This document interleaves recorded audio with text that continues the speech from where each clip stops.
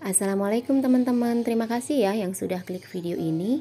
Di video kali ini aku mau share tips anti bokeh di akhir bulan. Jadi mumpung awal bulan nih, aku mau ngingetin ke teman-teman semua yang mungkin gajiannya di tanggal 1 tepat hari ini ataupun di tanggal 25 ya. Kalau misalkan karyawan swasta biasanya tanggal 25 tuh tanggal-tanggal terima gaji. Nah, kalau misalkan terima gajinya di tanggal 25, otomatis tanggal 1 masih tanggal muda ya. Jadi aku mau ngingetin ke teman-teman semua kalau misalkan kita harus bijak nih mengelola gaji yang sudah kita dapat. Di sini aku mau bagiin untuk tips anti bokeh di akhir bulan saat kita udah menerima gaji di awal bulan.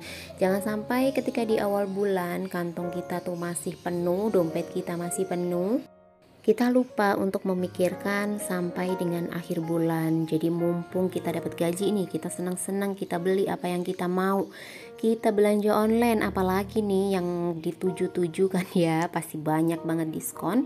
Jangan sampai teman-teman lupa menganggarkan anggaran sampai dengan akhir bulan. Nanti sampai di tengah bulan kita udah kehabisan dana, nanti di akhir bulan kita pusing nih, dananya udah habis, anggarannya udah nggak ada.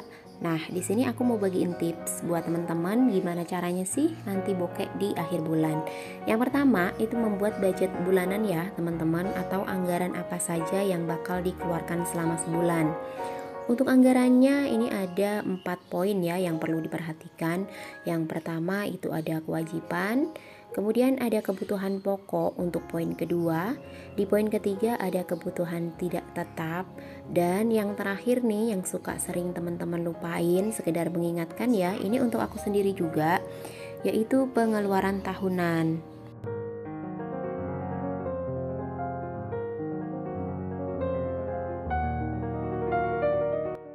Lanjut di poin kedua, ini mencatat pengeluaran. Jadi teman-teman harus telaten nih mencatat apa aja yang sudah kita belanjakan selama sebulan, bahkan dari pengeluaran kecil, artinya belanja-belanja kecil, jajan-jajan yang memang kita tidak anggarkan. Misalkan kita lupa nih menganggarkan untuk jajan anak, kita harus catat nih berapa sih dalam sebulan kita mengeluarkan uang untuk jajan anak-anak. Nah, kenapa sih aku bilang kita lupa untuk menganggarkan jajan anak? Karena aku baru menganggarkan ini beberapa bulan ya teman-teman. Kalau nggak salah 2 bulan aku baru anggaran untuk jajan anak-anak aku. Jadi ini tuh kadang-kadang suka terlewat, yaitu aku bilang pengeluaran kecil, tapi ternyata sangat berpengaruh pada catatan pengeluaran atau budgetin bulanan kita gitu. Nah, di poin ketiga ini yang terpenting banget ya teman-teman, buat tabungan wajib. Berapapun nominalnya tabungan wajib, anggap itu adalah kewajiban yang mau nggak mau, suka nggak suka harus kita bayarkan atau kita anggarkan setiap bulannya. Anggap aja itu adalah cicilan kita atau tanggungan kita atau hutang kita, yaitu untuk budget menabung. Nah, kalau misalkan teman-teman menunggu untuk budget menabung ini sisa dari anggaran bulanan, itu kurang efektif banget ya. Pasti kita akan mikir, nanti dulu lah nungguin sisa. Ada sisa nih, beli ini dulu lah gitu. Kalau misalkan kita nunggu dari sisa anggaran bulanan, bukan menentukan di awal tabungan wajib kita. Berapapun nominalnya tidak usah besar teman-teman, yang penting konsisten. Kalaupun setiap bulannya kita hanya bisa menyimpan 100.000, dalam 1 tahun pun kita sudah mengumpulkan sebesar 1.200.000 rupiah.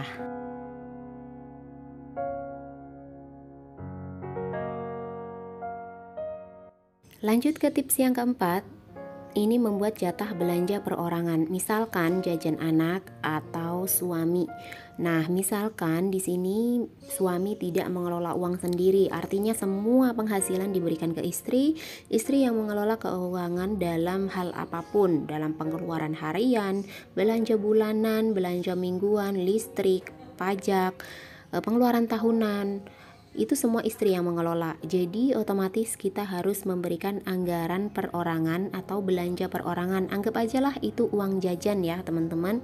Sama seperti memberikan uang jajan anak, uang ke suami juga sama. Kalau misalkan suami bekerja, kita pasti akan memberikan uang jajan harian, bisa juga bulanan.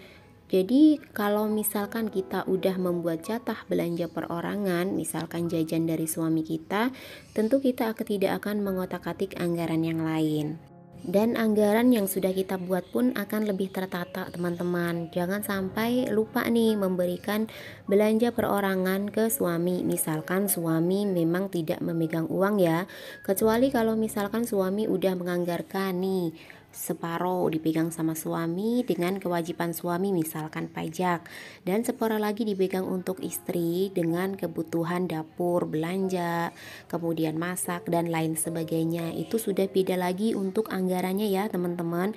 Jadi kalau misalkan teman-teman suaminya ini semua menyerahkan penghasilannya ke istri, jadi istri yang mengelola semuanya, baru jangan lupa menganggarkan untuk belanja perorangan untuk suami.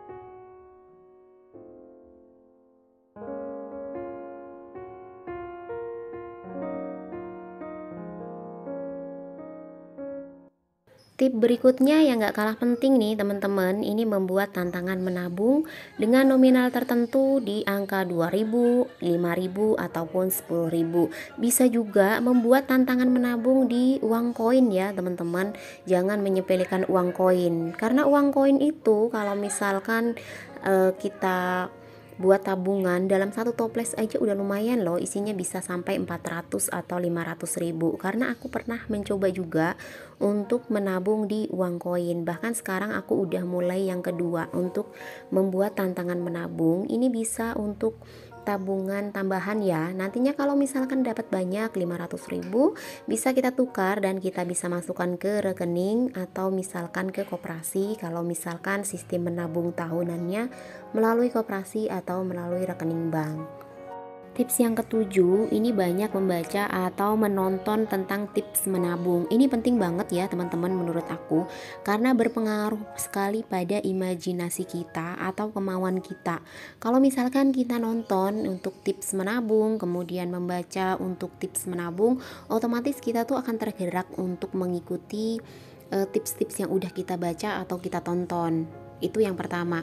Yang kedua, bakal berpengaruh pada imajinasi kita. Kalau misalkan kita menabung, kita punya bayangan nih, oh udah berapa nih yang bakal kita tabung. Kalau misalkan aku ngenabung dalam nominal 2.000 dalam setahun udah berapa. Nah, itu berpengaruh sekali pada pola pikir dan imajinasi kita. Yang terakhir di poin ke-8 itu punya tujuan dalam menabung.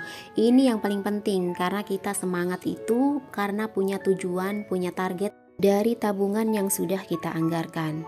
Nah, itu tadi ya teman-teman 8 poin dari tip anti bokeh di akhir bulan. Semoga menginspirasi. Sampai ketemu lagi. Assalamualaikum.